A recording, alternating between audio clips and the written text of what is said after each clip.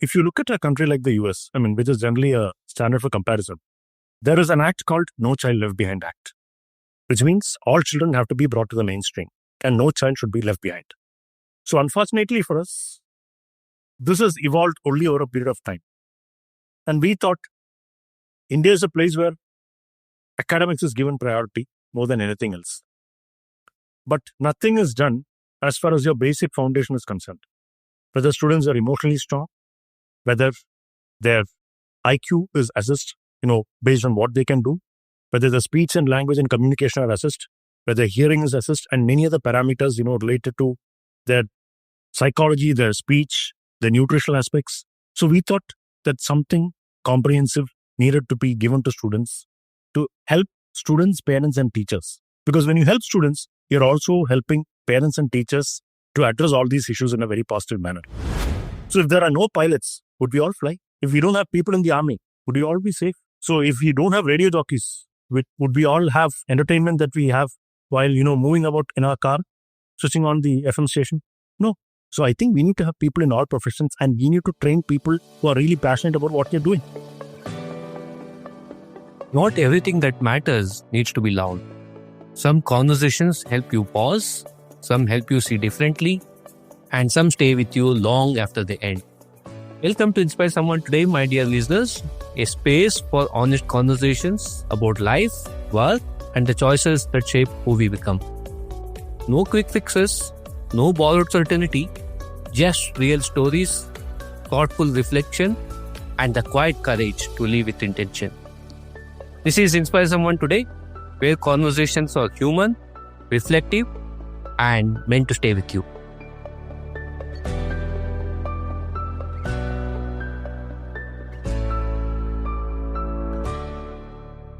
Hey, my dear listeners of Inspire Someone Today, welcome back for yet another episode.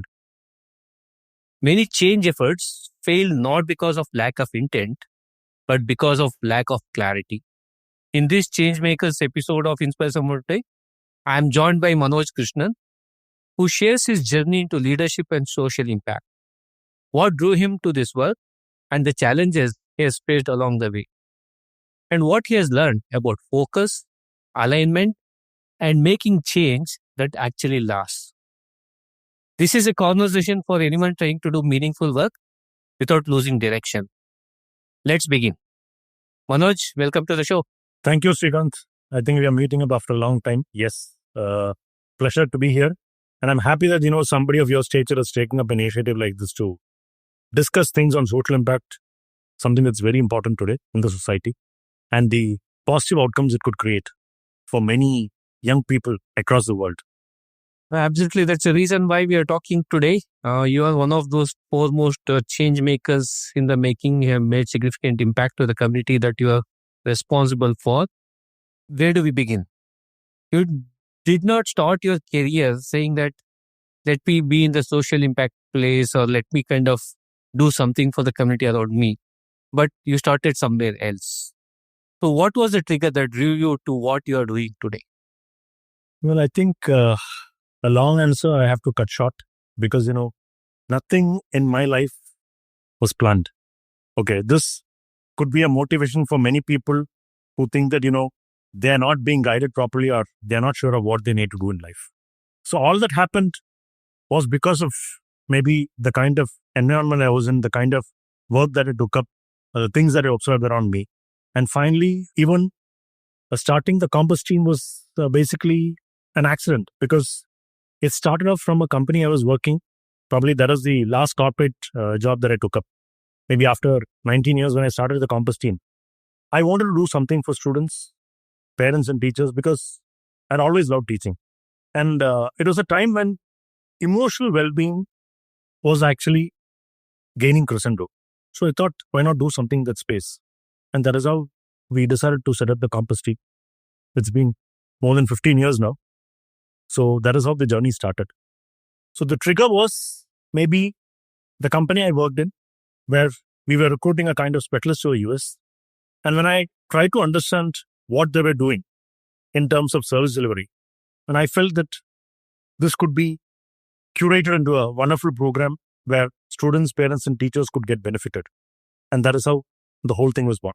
So if you look at the name, the compass team, then it is something that has got to do with showing you the right direction. The compass is an instrument that shows you the right direction. Maybe it's something that points north.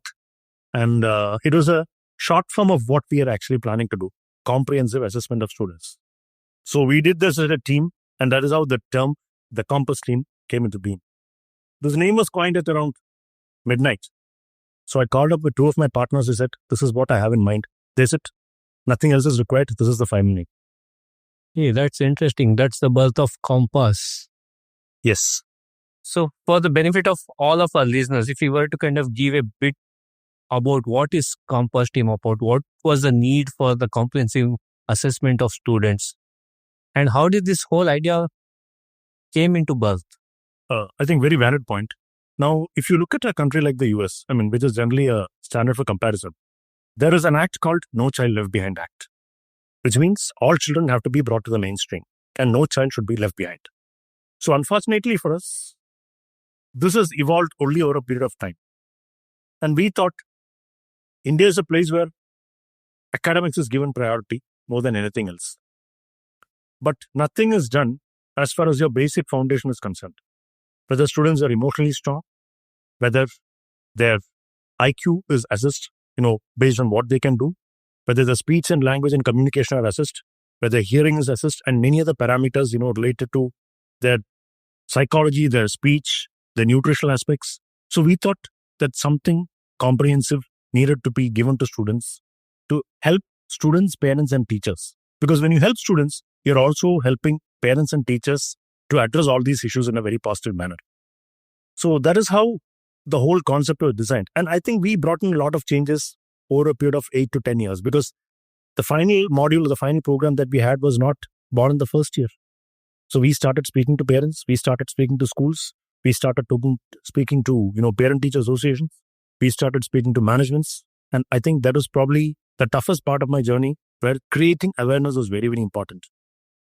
So one thing that we had was the backing of a film. Maybe if you could quote something like Tare Zameen Par, where dyslexia was the focal point. So I think, sorry to say, even today there are many schools across the country where students who are dyslexic are not actually taken into the mainstream. We may not know of them probably openly, but I've heard many parents come and tell me this problem. So we talk of inclusive growth, we talk of being equal, we talk of equity and so on and so forth. But this is still one area where we are not really sure of what all these aspects mean. And as Indians, probably many of us are even not sure of the difference between psychology and psychiatry. Psychology is basically a study of the mind, whereas psychiatry involves medication, which is absent in psychology. I'm not going into detail because I'm not a specialist, but per se, this is what happens. So many things had to be conveyed to parents. Many things had to be brought out to the public domain, where lack of awareness was one of the main reasons. So that is why we thought, we'll do our best, try it in our own home state, and then start working on this particular aspect, knowing well that, a lot of work needed to be done and feedback from parents and schools and teachers had to be collected. So the only flip side was that until we knew that, schools were institutions where academics was given more priority. And that is one point that actually shocked us a bit. So even today, if you go to schools with a program of this sort, many schools wouldn't allow, because it involves a lot of teaching time that is lost. But actually, time is not lost. When you're involving students, parents, and teachers, you're making it easier for the school and the system to ensure that students become emotionally stronger, more socially responsible and responsive. I think in a nutshell, what you are kind of focusing is a holistic development of Absolutely, students. spot on. So a very comprehensive assessment and then interventions. Absolutely. Even before you got to that point, what was it like for Manoj? Was there specific moments or personal experiences or the patterns that you noticed saying that, okay, this is the issue that needs resolution. This is what you would want to kind of focus on. What was that trigger like? See, I had always, for some reason or the other, I personally don't know the reason, because I had always wanted to do something good for the society as a whole. I believe in social impact. And I always believe that money is a byproduct of the value that you give. You don't have to chase money. So when you chase money, you lose purpose. So it does not mean that money does not have value, but money should come through value addition and the products or services that you offer. And only then it makes sense. So the trigger was that, doing something for students, because going the way we are actually monitoring now, or looking at the way technology was actually into an explosive stage, then we knew that the number of problems and the variety of problems was only going to increase. So it was not going to show a downward trend. So we knew that something had to be done for children, be it on a small scale. At least if you're able to take care of at least one child and bring him or her back to the mainstream, I think you'll have a sense of satisfaction. And that is what... And Manoj, who are these children? Who are these kids that you're focusing on? No, we are focusing on all novels. See, I'll tell you a very simple example. No, you travel by bike or a cycle or whatever it is, you fall down, you feel that there is a pain in your leg. So until you visit a doctor and until he tells you to take an X-ray, you will not know whether there is a crack. It's as simple as that. It could be a hairline crack, it could be a major crack, in which case the symptom is pretty evident. So how do you know that children have emotional issues? All of them don't exhibit it openly. So you need a comprehensive analysis. You need a situation where you use standardized tools and techniques. I use the term standardized tools and techniques, screen them, identify the issues, and then give remedy interventions. And only then you understand that there are many children for whom very, very small problems persist. So it could be related to the family. It could be related to the social fabric that you're in. It could be related to your teachers, your friends, peer group, society, and whatever. But the idea is to identify this and provide remedial intervention where it is required. Because, we generally have a feeling that anything that is not life-threatening is not important. So you have a feeling, okay, apne aap theek ho jayega. I think psychology is one such area. And off late, people have started realizing that psychological intervention is something that's very important, which is a very significant or vital aspect of our lives. So you're alluding towards mental health and mental well-being. Absolutely. And I think that aspect is very important for each one of us. You take the school level, you take the corporate level. I think mental health is what all of us are talking about today. To be emotionally strong, to be sound. So in the work that you have done so far, give us a gist of what has been the impact so far, what has been some of the success stories, and what has been the hard lessons. I mean, if you look at the success story that we have, I've always felt that we have been able to, over a period of 8 years, until the onset of first floods in Kerala in 2018. We started this in 2010. Now, for almost 8 years, we had to slog it out because the concept was totally new. And even schools and principals were not prepared to give us time to listen to us. So, as I said earlier, awareness creation took a lot of time. So, we worked, and we were rather fortunate to work with almost 150 schools in Kerala, CBSE and ICSE schools. Screen almost 50,000 students, which is not a small number by any chance. That's a huge number. It's a huge number. So we could, in fact, even Times of India carried a study on our statistics. We provide the data. In fact, Times of India was one of the first papers to report this, based on the interaction we had. We found that up to 40% of children, in certain cases, had emotional issues, speech-related issues, or whatever. I'm talking of all those things put together. Nutritional issues, general health issues, related to vision, dental health, and general health, and so on and so forth. So all this was brought out only because of the standardized screening pattern that we provided. I'm not saying that we have done something big or great, but I think we have been able to provide leave to a lot of parents, students, and teachers also in the process. To quote one or two simple incidents, we also parallelly ran a clinic in Cochin. So maybe I think this happened several years ago when a grandfather and a grandmother came with their grandkid who was maybe in class 2. And you won't believe, when he came in, he was talking like Donald Duck. So his favorite cartoon was Mickey and Donald. So they used to put it on for him every time he made a fuss because his parents were abroad. So he had got himself transformed due to addiction that he started speaking like Donald Duck. And it took us almost 6 months to give speech therapy and bring him back to normal state. So there are several other cases where, children have attempted suicides. I'm not saying all, but a few. Because of a simple lack of communication at home. So all these things, I think, matter to all of us. You did mention creating awareness was the toughest thing in your journey. Was there anything else that was hardest for you to kind of undertake this particular journey apart from creating awareness? Creating awareness was one. The second thing is to ensure that parents, teachers, and the people involved, the ecosystem, understood what we were actually doing. So when you talk of comprehensive assessment, when you talk of holistic development, when you talk of life skills, sorry to say, not many understood what we were actually doing. So trying to tell them what it simply means in simple terms was another big challenge. How it would affect the academics of students, how it would affect behavior, how it would affect their personality and all those things. Probably we could discuss with case studies and then convince them gradually. And even today, I think that's a big point. See, psychology is one strange area where people are not very comfortable today disclosing that X or Y is a problem. I hope you would agree.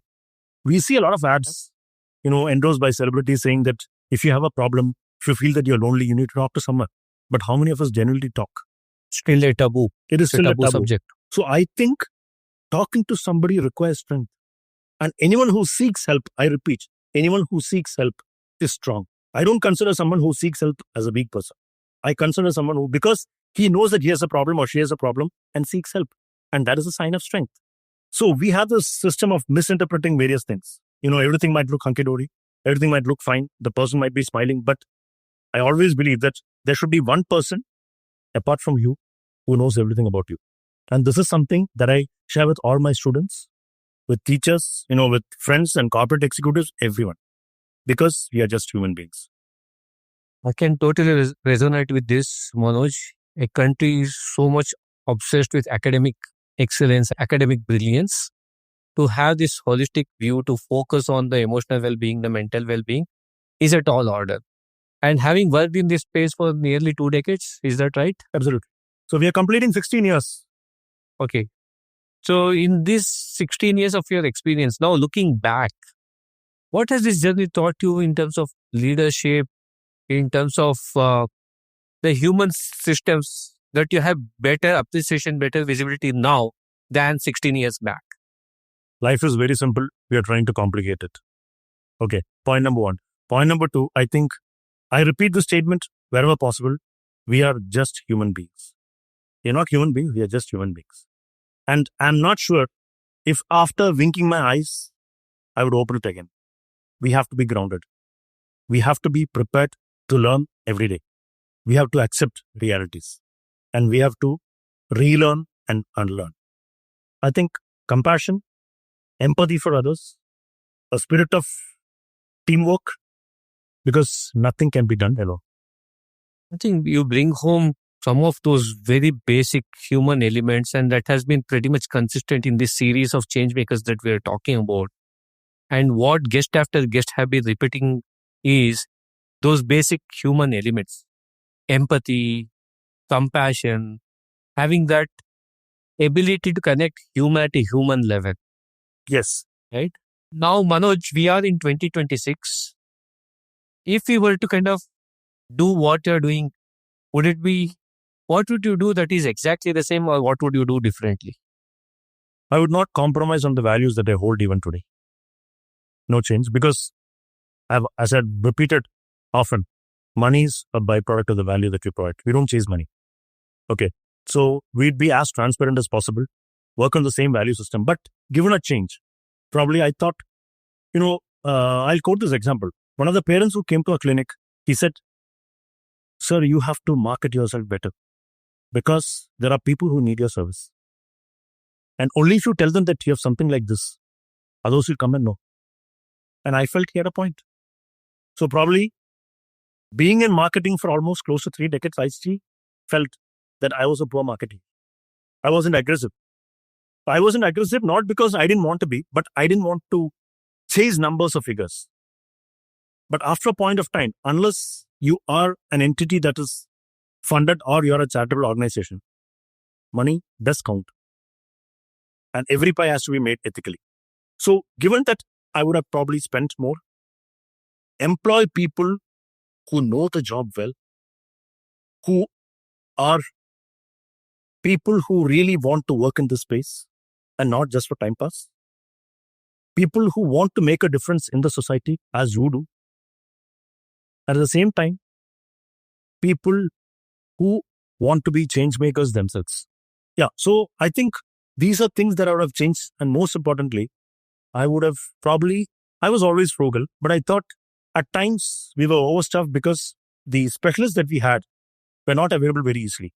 So we had this misinterpretation that unless you onboard them, you'll not be able to get them when schools give us programs. And probably that is one of our mistakes because we learned it the hard way. So there are times when we were without programs for almost 1.5 years and all of them had to be paid. So you can't give an excuse as a founder saying that you don't have work, so you're not going to be paid. No, I didn't believe in that.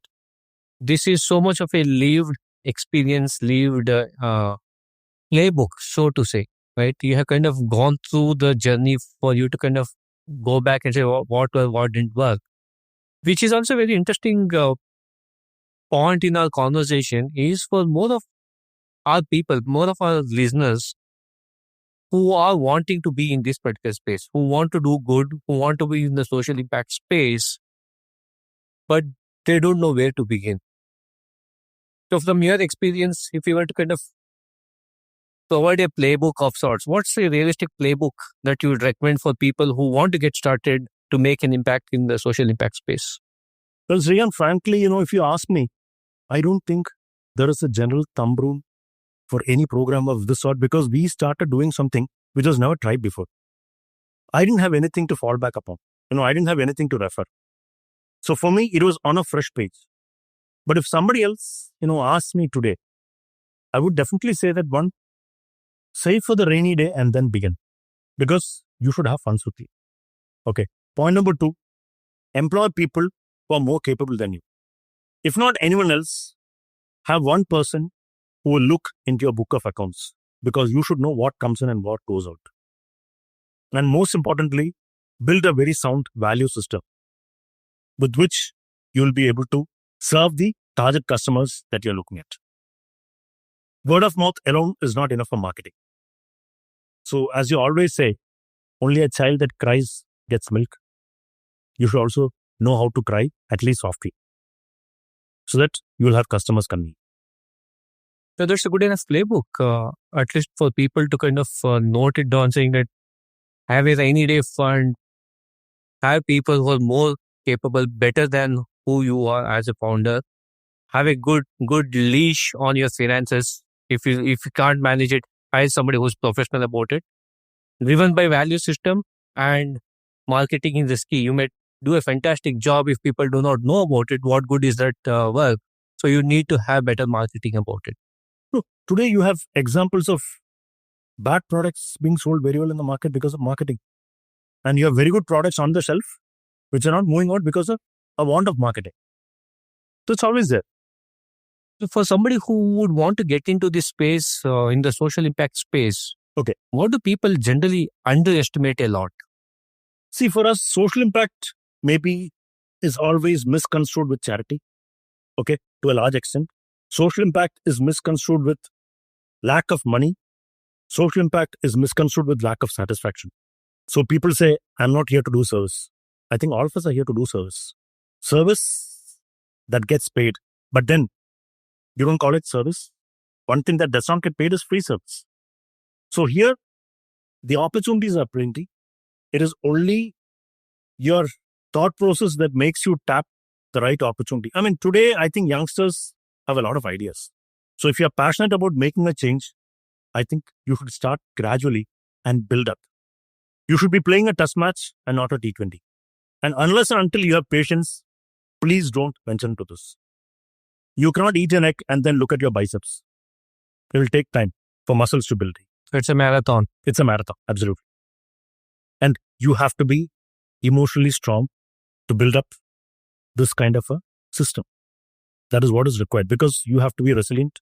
You have to stay calm, irrespective of what comes in.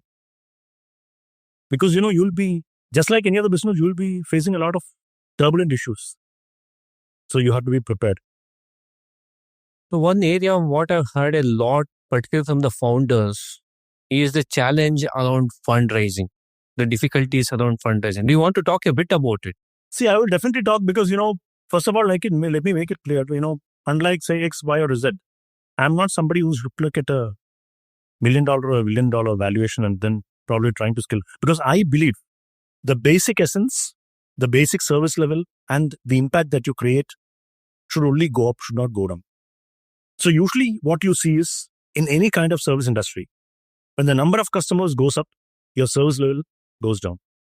And I'm very clear that it should not be the case here, because you're dealing with children, you're dealing with parents, you're dealing with educational institutions, and you're dealing with something that's a very important aspect of life.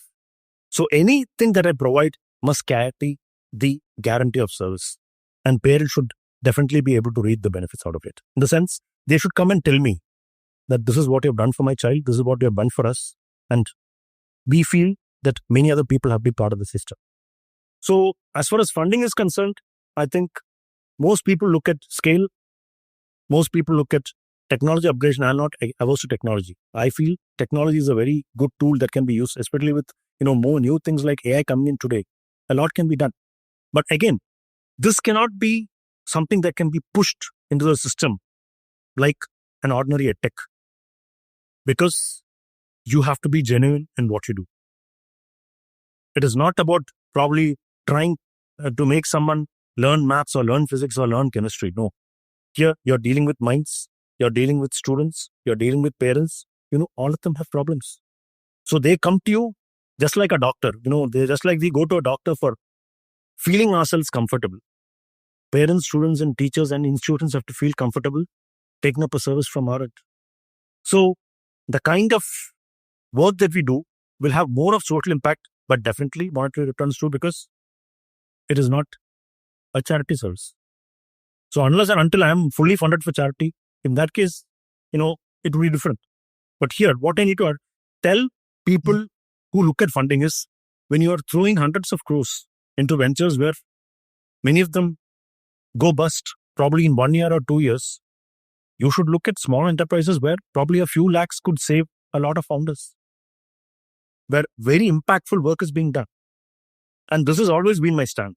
That's a very good point, because the impact that you're trying to make might not be visible overnight. It is a long drawn process. It takes time.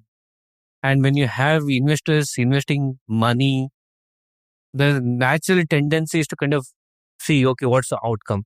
In that kind of a scenario, as a founder, as a change maker, how do you kind of stay patient with what is going on, still knowing that, okay, things are moving. You might not see the outcome, but things are moving. How do you kind of strike that fine balance between having the patience, at the same time, keeping steady with the bigger, larger objective? I still have paying customers. People come to me. People come to us for service, not to me, to us for service. People want help. People want guidance. People want support on many fronts. So when they come through referrals, I feel that I've done my job pretty well. Referral doesn't come easily. I can always entice somebody through marketing tools, but not through a referral. No. For which parents have to be the ones who give you a critical feedback and then, assess your level of service.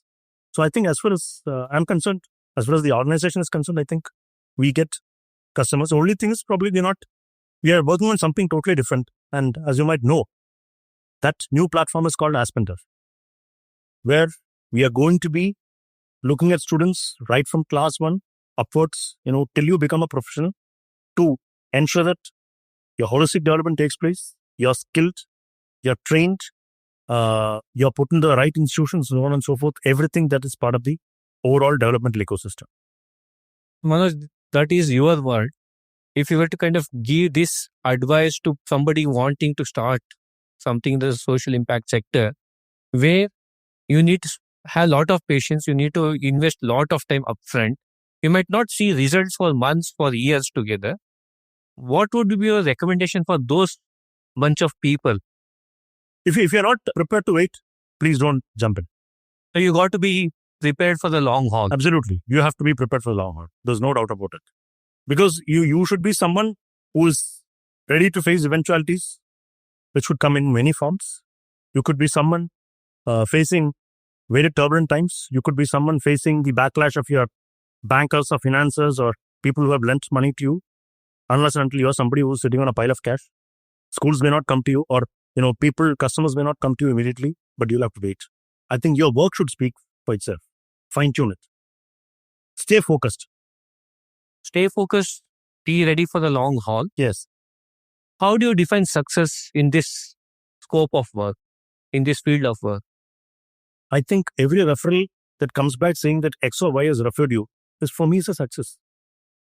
Because unless and until I've done my job well, nobody would recommend my organization to somebody else. And I think 95% of people who have come for our support and guidance are people who have been referred by existing parents or students or teachers or schools. That's wonderful. And for me, that is success. Okay. So in your domain, the success is repeat customers, word of mouth, people coming back and saying that okay, we would want to have more of this. Absolutely. So in this social impact world, what do you think should be the metrics of success? I think metrics of success, as in any other case, should be on one. It should be on the level of impact that you've made for people. Okay. The kind of change that you've brought about in individuals, the kind of happiness that you've seen them, and the way in which you're able to change their lives. I mean, you give water to somebody who has not drunk water for a day or a day and a half. I think that itself is an impact that you create because you're giving something that is most important or essential. Similarly, here, there are thousands of parents, lakhs of parents within our own country who want help. And today, I mean, you have many service providers across the country, that is fine. But the commercial inclination to belittle your own service level is something that is bothering me. But I always feel when parents come to you, they come with high hopes, as in case of a hospital. Okay, you can always charge them because no service is free. But at the same time, ensure that this is not dependent on the actual outcomes or the service that you give them. And that is very important. You did mention a couple of things that you are doing, both Compass as well as Ask Mentor. Yes. If you are to walk us through, tell us what's in store from a Compass team as you kind of look ahead. And if there are any success stories that you would want to kind of share with our listeners. No, success stories are many because I'll tell you, career counseling and career guidance, it's a highly overdone topic. Okay. The point is, from class 9 or from class 10, today, most of the parents in our country are not sure of what their children want or what their children want to study. It's a very simple thing. So they go by scope. The students also go by scope. Okay, AI is good. Machine learning is good. Deep tech. First and foremost, do you have the ability to code? Do you have it in you to be a technical guy? In fact, in one of my LinkedIn posts recently, I had written that a majority of engineers in our country don't know how to hold a screwdriver properly. It's a fact. I'm not belittling anyone because today engineering is all about training people in the core areas and then making them professionals who code. Does that really make sense? So career guidance is something that we actually do and for which there are a lot of takers and parents are actually, again, referral customers. So, I had one of these students who was mad on doing engineering. His father said, still, I would like to do an aptitude test and try if he's okay with it. And you won't believe he took up psychology after the counseling. And he's somebody who's now a qualified clinical psychologist loving his profession. So I think that is what career analysis and career assessment at the school or at the college level should do. It should guide you right. You should ensure that you don't select the wrong course. It is a lot different from selecting the right course. We had one student who came with his father. I think when we did his IQ testing, we found that he was brilliant. Very high IQ levels. And his father initially told me that he wanted to go in for civil service. So I asked him why he was not being sent or why he was not sent. And mind you, this person came with his son who was in a state of depression, having dropped out after 1.5 years of doing BDS because this father said, I don't have a doctor in my family. So now things have changed because at least in a small percentage of cases, students are trying to figure out on their own. But I think guidance is something that's very important. If you see, I think interest plus aptitude both count. I may have interest in flying, but if I'm scared of heights, I can't be a pilot. The first and foremost trait that I look at for somebody who wants to be into human service, whether it's being a medical professional or a allied healthcare professional, is compassion and empathy. I think that's a huge difference that you're making to kind of ensure that the right individuals with the right skills are getting into the right jobs so that 5, 10, 15 years down the line, they don't sit back and say, why the heck did I choose something that I'm not enjoying? Well, I'll tell you, see, as someone who deals with banks very often, I'll probably take my own bank. I was talking to one of my branch managers. He said, I still don't know why I studied engineering for 4 years because I'm a bank manager now. So you write engineering, you slog it out, and then finally you write the bank test, you qualify, you become a banker. But today the whole thing is system driven. So why had you studied engineering for? Is it for some other trades? I'm not sure. So today the options available with parents and students are many. We have thousands of careers. It all depends. See, I think we need to have society where you have radio jockeys, you have doctors, you have lawyers, you have chartered accountants, you have people from all professions. So if there are no pilots, would we all fly? If we don't have people in the army, would we all be safe? So if we don't have radio jockeys, would we all have entertainment that we have while, moving about in our car, switching on the FM station? No. So I think we need to have people in all professions and we need to train people who are really passionate about what they're doing. It should not be by chance, it should be by choice. And Manoj, in this space where there's so many problems, so many exciting problems to solve for, you always kind of tend to get carried away saying, okay, which one do I kind of pick and solve for it? How do you prioritize it? In your experience, how do you prioritize when you have 4 or 5 different set of problems coming your way? How do you go about picking, okay, this is what I'm going to focus on, this is what I'm going to solve? I think I would pick up the problem that disturbs my peace of mind first. It depends on the intensity. It could be a small problem, but I have to solve something that immediately relieves me of my stress and brings peace of mind. That is what I would look What at. gets you agitated is what you are going to prioritize. Absolutely. So if you lose sleep because of problem X or problem Y, I think you always have an option to prioritize. And look at the impact that it would make. If it is going to impact one person, I can still hold on. But if it is going to impact 10 other people, I think I'd have to be urgent. Urgent is important. You bring back the same old concepts in this space as well. Absolutely. Manoj, in current state, what does responsible change making look like? See, I could be a bit lengthy in my answer because, there is also something called SRI, Sri India Foundation or Social Responsibility Initiative that I run. I have a website too on this. So it is all about making people, especially children, right from home, aware of their rights and responsibilities and practice social responsibility, something that we back. Okay, now I say that if a society is socially responsible, you take the case of Japan. Why is Japan a big success story today? Why are Japanese people so good to deal with? Why are the systems and places good? Why are their processes really effective? It is all because they are a very responsible population who think that you should not be a disturbance for others. And I think social responsibility entails knowing your rights as importantly as your responsibilities. So this is something that children should be taught from home. I think grooming at home is very important and parents should practice this. On a flip side or probably on a humorous note, if you drive in a place like say Cochin or Bangalore and you have young children with you, probably they would learn a few cuss words if you are agitated today because your system does not allow you to ride or drive properly. But if all of us thought about each other, let me take the example of Mizoram. Why is it that many people have talked about Mizoram as one of the best places that follows traffic rules? If Mizoram can follow traffic rules, why can't other states in the country, other union territories in the country follow traffic rules? Are we all not human beings? I think it is a sense of social responsibility that should drive all these aspects. So you create that first. Now you take the case of Swachh Bharat Abhiyan. I think a lot of money was spent into this. So are all these places neat and clean even now after having spent so much of money? Have we changed? Has our mindsets changed? Has our way of thinking changed? I think that is what being responsible is all about. Think more about we than me. Simple. So it could be about, being in a flat, not making a noise that is nuisance to others. It is about standing in queue wherever possible. It's about not wasting water or food.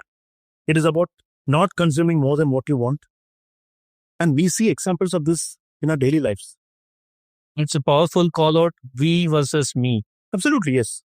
Manoj, if you were to recommend 2 or 3 micro experiments for our listeners to try, small experiments for them to try this week, what would those?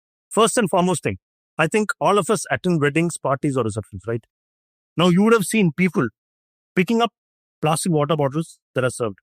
Because, not many served in glasses today. You have portable water bottles, small ones. And in most cases, what you find is, you find people picking up one bottle of water, drinking or sipping just once, discarding that bottle off. And when they feel thirsty, they come back for the second because water is freely available. If at all you take a small bottle of water, ensure that it remains with you till it is consumed to the last drop. Because there are people in our country who possibly walk for 4.5 or 5 kilometers for a vessel of water even today. So you would not know the value of what water is. If you want to have more food, have multiple servings. Don't try to put everything together in your plate. You may not be able to eat. And then finally what happens is you throw the whole thing into a dustbin, which is criminal. And we find a lot of people looking for these bins to have food, which is pathetic. Start from home. I think parents have to be firm and polite as far as such things are concerned. Okay, when you wake up from a place, even if it is for 1 minute, switch off your lights and fans or the ACs. So if all people across the country start doing this, I think something can be saved. What's the easiest micro experiments one can try? So watch out for those PET bottles, water bottles, small portions rather than large portions, so that you can be mindful of what to eat, at the same time what not to waste. And even smaller micro experiments, switch off lights and fans when not needed. Excellent, great list of micro experiments, Manoj, out there. So if there is one small pause or reflection you would invite the listeners to try, what would that small pause would look like? If you are passionate about something and are genuinely interested, please follow it. Sir, as every religion says, if you have genuine intentions and if you are able to do work on those lines, you'll not have a bad end either here or if at all you believe in the next life there. I think try to be as genuine as possible to yourself and to others. Manoj, what next for Compass and team from here? What's your goals, objectives for 26 and beyond? As I said, we are trying to build up Aspinter. So, the post is slow. Post-COVID, in fact, COVID was a time when probably we were, I would say, without work for 27 months and everything had to be online. So, as a company that is focusing on offline assessments in school, because my professionals always wanted to see children face to face and then do an assessment. And that was the basic of doing it. I don't think there's a shortcut. You should always have the first assessment done personally because it gives you a lot of symptoms. It gives you a lot of feedback. And it gives you an understanding of the body language and the overall attitude of the child. The second and third could be done online. So here, you don't have a substitute. So when schools were closed, I think we were without work for 27 months. So from there, it's been a bit tough building on because the banks and financial institutions that lend you cannot be very generous because there were so many other organizations within the country suffering. So then finances were badly affected. So we are building it gradually. Now we want to be considered as a holistic service provider, giving value to parents, students, teachers, and everyone in the society, including corporate executives, to have a better and more meaningful life. And I think the effort is on, though it's gradual. Manoj, it's been fantastic knowing you, fantastic knowing what you and your team are doing in this space of holistic child development, bringing all the stakeholders together. Wishing you great success, wishing you more power to create more and more impact, just not in one state, but in all states in India. Before you and I sign off, Manoj, what's your Inspire Someone Today message to all of our listeners? You never know how strong you are until being strong is the only choice you have. Oh, what's a powerful statement. Could you repeat it again? You never know how strong you are until being strong is the only choice that you have. Until being strong is the only choice that all of us have. Thank you for spending this time with us. Conversations like this remind us that growth doesn't always come from answers. It often comes from better questions.